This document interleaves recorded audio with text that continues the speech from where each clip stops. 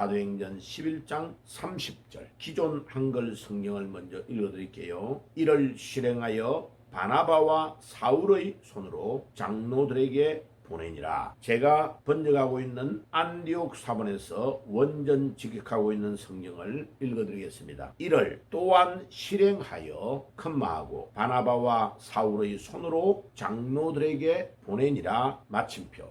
자, 이 본문에서는 세 개의 오역이 있네요. 자, 그러면 하나하나 상세하게 설명을 드릴게요. 기존 한글 성경에는 또한이라는 의미에 해당되는 단어를 놓쳐버렸네요. 자, 카이라는 엔드에 해당되는 구절을 어떨 때는 문장 안에서 또한 이렇게 번역해야 될 때가 있습니다. 그러니까 원어에 충실하게 직역을 해야 올바른 성경이라고 믿습니다. 자, 실행하여 다음에 큰마가 있는데 우리 한글 성경은 큰마를 찍지 않고 있네요. 그 다음에 보내니라 하는 마지막 단어 뒤에 마침표 피어리어드가 있는데 마침표를 찍지 않아서 세 개가 오역이 된 것으로 판단이 됩니다. 이 구절을 조금 더 요약하고 안디옥 교회에 대한 것을 전체적으로 썸머리해서 말씀을 드리면 여기에서 나오는 이를 또한 실행하여 큰마 바나바와 사울의 손으로 장로들에게 보내니라 피리어드. 자, 여기에 장로들의 손으로 보내는 것은 구제 헌금을 모아서 안디옥 교회가 온 지역이 흉년이 들어서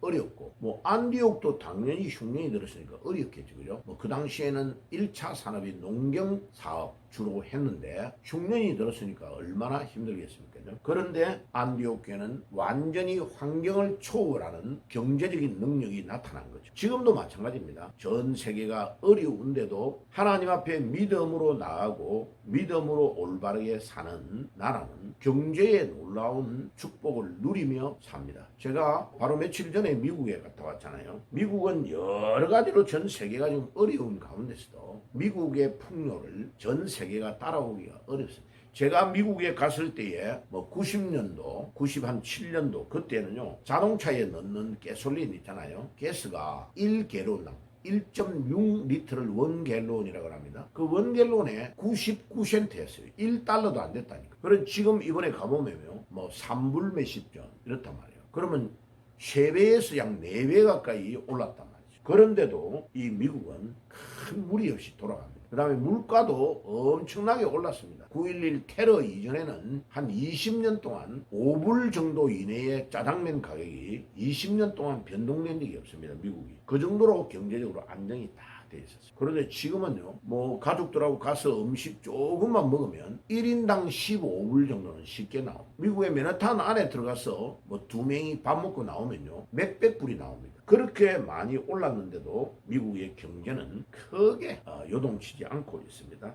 그런 것을 보면 이 안디옥 교회는 너무나 놀라운 경제의 축복을 누리고 있음을 알 수 있습니다. 아가보라는 선지자가 나타나서 온 지역이 흉년이 될 것이라 하는 그대로 흉년이 들었는데도 안디옥 교회는 물질의 충만한 축복을 받아서 구제 헌금을 모아서 예루살렘인 모교회에 바울과 바나바의 인편으로 또 장로님들의 손을 빌려서 직접 가서 전달해 주는 놀라운 역사가 일어난 것입니다. 그러니까 경제의 부를 누리는 것도 영적인 능력과 권세가 임해야 올바른 경제를 누릴 수 있다 하는 것을 알 수 있습니다. 자, 그래서 오늘 이 아침에 이는 또한 실행하여 큰마 바울과 바나바의 손으로 장로들에게 보내니라. 이 구절은 세계사를 흔드는 아주 중요한 경제의 축복을 누리는 원리를 우리에게 가르쳐줍니다. 흉년이 들고 온 지역이 어려울 때도 안디옥 교회는 영적인 축복뿐만 아니라 물질의 축복을 누려서 환경을 초월하는 놀라운 경제의 원리를 누리고 있음을 보여줍니다.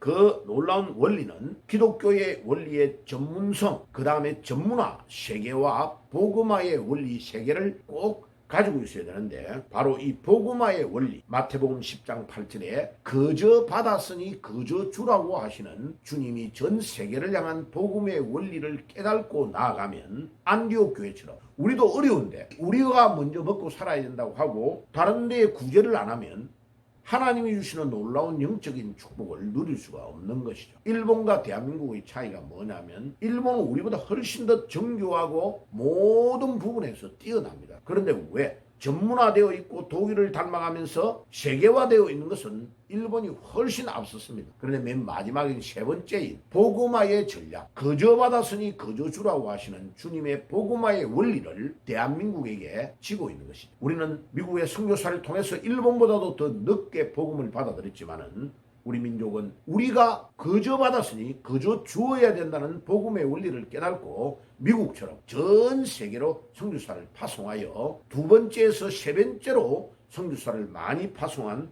나라가 되어 다른 나라의 안디옥 교회처럼 거저받았으니 거저주는 원리를 적용할 때에 우리 대한민국이 일본을 GDP가 앞서는 나라로 바뀌게 된 것입니다. 이것은 놀라운 기적인 것을 우리에게 가르쳐줍니다. 사랑하는 성도 여러분, 오늘도 이 말씀을 듣고 여러분 우리 개인도 전문화, 세계화, 마지막에 복음화의 원리를 꼭 적용해서 거저받았으니 거저주는 원리로 나아가면 하나님께서 반드시 안디옥 교회에 주셨던 축복을 우리 민족에게 주실 것이고 우리 민족이 지금 당하고 있는 여러 가지 어려움을 하나님이 역전해 주실 것을 믿습니다. 오늘도 유튜브로 들어와서 같이 기도하는 모든 분들에게도 동일한 은혜가 있게 해 주옵소서. 기도하며 나아가는 아침이 되시기를 주의 이름으로 축복합니다. 기도하겠습니다. 주님 감사합니다. 거저 받았으니 거저 주라고 하시는 마태복음 10장 8절의 원리, 또 사도행전 11장 30절의 안디옥 교회가 온 지역이 흉년이 들었는데도 구제 헌금을 모아서 예루살렘까지 바울과 바나바의 인편으로 구제하며 도왔던 것 같이 우리가 이 원리를 깨닫고 나아가면 하나님이 주시는 환경을 초월하는 축복을 누릴 줄 믿습니다. 오늘도 개인과 가정과 모든 주의 백성들이 우리 한국교회가 거저받았으니 거저주는 원리를 깨닫고 복음화로 세계를 정복할 수 있도록 도와 주옵소서. 예수님의 이름으로 기도드리옵나이다. 아멘.